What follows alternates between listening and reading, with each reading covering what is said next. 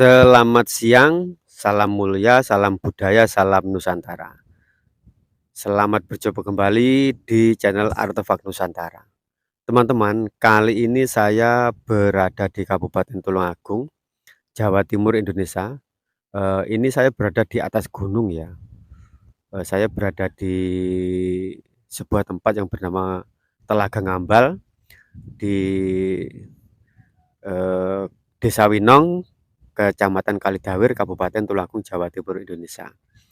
Teman-teman, kali ini saya mau membacakan sebuah kisah atau cerita ya, tentang berdirinya negara Cina atau Cina daratan di masa lalu dan hubungannya dengan orang-orang Jawa Dwipa atau Jiahua Dwipa. Oke, supaya tidak memperpanjang video, saya akan balik kamera. Video ini saya ambil di Kabupaten Tulungagung hanya untuk pemanis saja. Teman-teman bisa lebih fokus pada bacaan cerita yang akan saya bacakan. Oke teman-teman, kita balik kameranya. Asal-usul lahirnya Cina.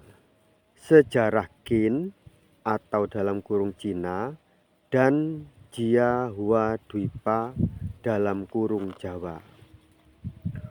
Hubungan Qin dengan Jawa.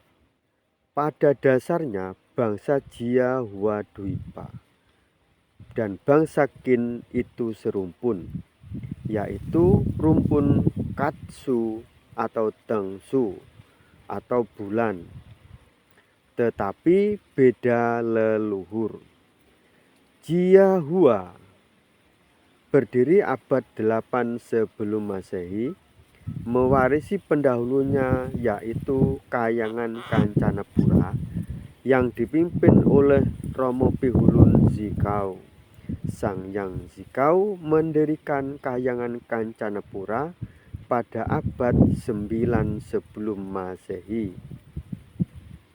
Waktu Sang Yang Sukma memilih berkuasa, Sang Yang Indra ini berkelana menjelajah atau menjajah desa Milangkori di bumi Laut Selatan. Di Laut Selatan diceritakan kok sampai Milangkori. Kori saja tidak ada manusia di Laut Selatan. Belum ada orang. Akhirnya Romo Pihulun ini bersama rombongannya sampai di gunung, di situ babat bumi di gunung itu. Tetapi kalau mendirikan istana yang megah disebut istana Kahyangan Kancanapura. Yang Indra sudah merasa nyaman di Laut Selatan, tidak mau pulang ke daratan. Karena Sang Yang Sukma sudah mau habis waktunya di dunia, akan segera kembali ke langit. Setelah menghadap ke Kahulunan, Yang Zikau bertemu dengan Prabu Sanghai atau Sang Yang Sukma. Kemudian mereka berdua bercengkrama. Setelah mengerti akan maksud Sang Prabu Sanghai atau Sang Sukma, Yang Zikau diutus untuk mematok beberapa tempat di Kahulunan. Kemudian Sang Yang Sukma memerintahkan kepada Sang Yang Zikau, kalau mau ikut ke langit tetaplah di tempat, tetapi kalau tidak mau ikut ke langit dan tetap mau di dunia, Sang Yang Zikau disuruh keluar dari batas-batas patok tersebut.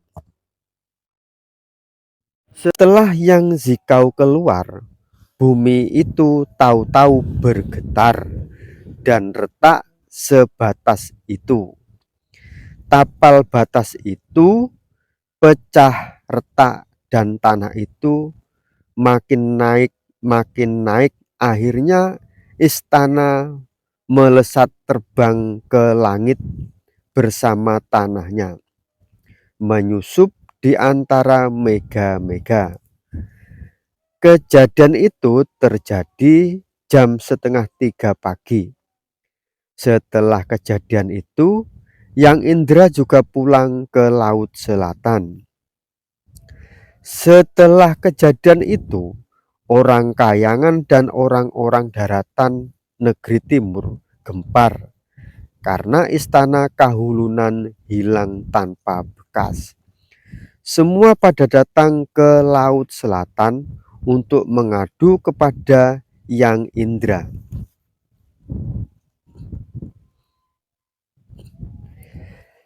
Yang Indra cuma tersenyum karena sebelum mereka bercerita, Yang Indra sudah tahu maksud mereka, dan akhirnya Yang Indra bercerita bahwa Kahulunan terbang ke langit bersama isi-isinya, dibawa ke langit semua.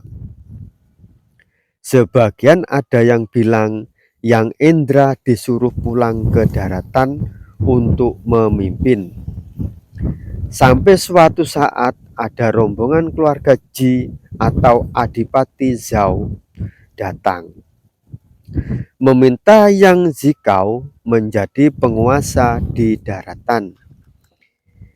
Yang Zikao tidak tertarik menjadi penguasa. Yang Zikao tidak tertarik menjadi penguasa yang gila hormat. Yang Zikao tahu apa yang ada di dalam hatinya Adipati Ji. Adipati Ji ini selain meminta Zikao meneruskan Kahulunan di daratan, di dalam hati kecilnya ingin menjadi penguasa di daratan. Bila sang Yang Zikao tidak mau menjadi penguasa. Melihat keponakannya sendiri, yaitu Zi Zhao, yang dibunuh Adipati Ji tanpa sidang para adipati keraton Shang, walaupun salah mestinya harus memakai aturan. Tetapi Adipati Ji ini menghabisi keponakannya sendiri dengan alasan memalukan keluarga Ji. Karena sang yang menyalahkan kejadian itu, karena semua itu ada aturannya, memang benar Zi Hao itu gila hormat. Saya ulangi, memang benar Zi Zhao itu gila hormat dan ngawur memerintah. Kalap karena tidak ada yang mendukungnya. Karena semua adipati dan para pejabat menghadapkan diri ke Kahulunan semua, tidak ada yang dikasangan lagi. Yang menghadap ke Kashangan cuma Adipati Ji, yaitu pamannya dan 3 pamannya dari keluarga Ji, yang lain tidak ada. Semua berkiblat ke Kahulunan semua. Setelah berkali-kali Adipati Ji datang ke Kancanapura, akhirnya beberapa tahun kemudian tidak lagi datang ke Kayangan Selatan. Ternyata Adipati Ji menobatkan diri menjadi ratu penguasa di daratan, bergelar penguasa Zhao, yang kelak Zhao menjadi leluhur bangsa daratan Cina. Saya ulangi,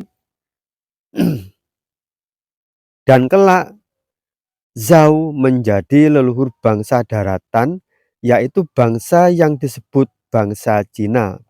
Setelah Yang Indra lengser, putranya Pangeran Zinayao pada tahun 710 sebelum Masehi menobatkan diri menjadi penguasa Laut Selatan, bergelar Sang Yang Waisinu Badra Zinayao.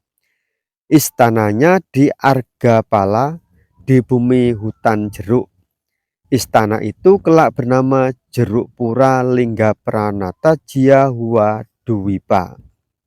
Di sini dinasti Badra atau dinasti Jawa mulai mengendalikan semua roda pemerintahan penuh di negeri timur yang berpusat di Jawa Dwipa. Lalu tatanan Jawa ambruk setelah bajak laut Saka Zainata dan keturunannya Dersa pada abad 7 Masehi sampai sekarang. Sumber Badra. Oke, sekian, terima kasih yang telah mengikuti perjalanan sejarah dan budaya saya hari ini. Kita jadi tahu apa hubungannya orang negeri Cina Daratan dengan orang Jawa Dwipa atau Jawa Dwipa di masa lalu. Jas merah, jangan sekali melupakan sejarah. Yang telah menombol subscribe di channel saya doakan semoga dimurahkan rezekinya dan dipanjangkan umurnya. Salam mulia, salam budaya, salam artefak Nusantara.